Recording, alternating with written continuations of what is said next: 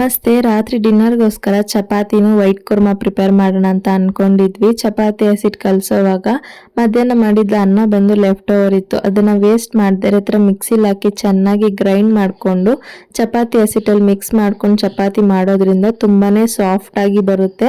And white rice waste ಆಗೋದಿಲ್ಲ, ಖಾಲಿ ಆಗುತ್ತೆ. ವೈಟ್ ರೈಸ್ ಏನಾದರೂ ಲೆಫ್ಟ್ ಓವರ್ ಇದ್ರೆ ನೀನು ತಿನ್ನು ನಾನು ತಿನ್ನು ಅಂತ ಮನೇಲಿ ಕಿತ್ತಾಡ್ತಾ ಇರ್ತಾರೆ. ಸೊ ಆ ಥರ ಯಾವುದೇ ಪ್ರಾಬ್ಲಮ್ ಇಲ್ದಿರ ವೈಟ್ ರೈಸ್ ಈಸಿಯಾಗಿ ಖಾಲಿ ಆಗೋಗುತ್ತೆ. ಚಪಾತಿಗೆ ಅಂತಾನೆ ಅಲ್ಲ, ನೀವು ರೊಟ್ಟಿದಲ್ಲಿ ಕೂಡ ಈ ತರ ಮಿಕ್ಸ್ ಮಾಡ್ಕೊಬಹುದು. ಖಂಡಿತ ಟ್ರೈ ಮಾಡ್ಬಿಟ್ಟು ನೋಡಿ ಹೇಗಿತ್ತು ಅಂತ ಮರಿದರೆ ಕಮೆಂಟ್ಸ್ ಅಲ್ಲಿ ತಿಳಿಸಿ.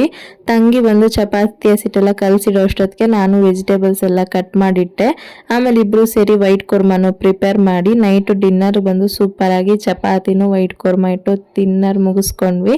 ವಿಡಿಯೋ ಇಷ್ಟ ಆದಲ್ಲಿ ಮರಿದರೆ ಲೈಕ್ ಮಾಡಿಬಿಟ್ಟು ಈ ತರ ತುಂಬಾ ವಿಡಿಯೋಸ್ ನೋಡೋದಕ್ಕೆ ನಮ್ಮ ಚಾನೆಲ್ನ ಸಬ್ಸ್ಕ್ರೈಬ್ ಮಾಡ್ಕೊಳ್ಳಿ. ಪಕ್ಕದಲ್ಲಿರೋ ಬೆಲ್ ಐಕಾನ್ ಅಲ್ಲಿ ಆಲ್ ಅಂತ ಸೆಲೆಕ್ಟ್ ಮಾಡ್ಕೊಳ್ಳಿ. ಇನ್ನೊಂದು ವಿಡಿಯೋದಲ್ಲಿ ಸಿಗ್ತೀನಿ.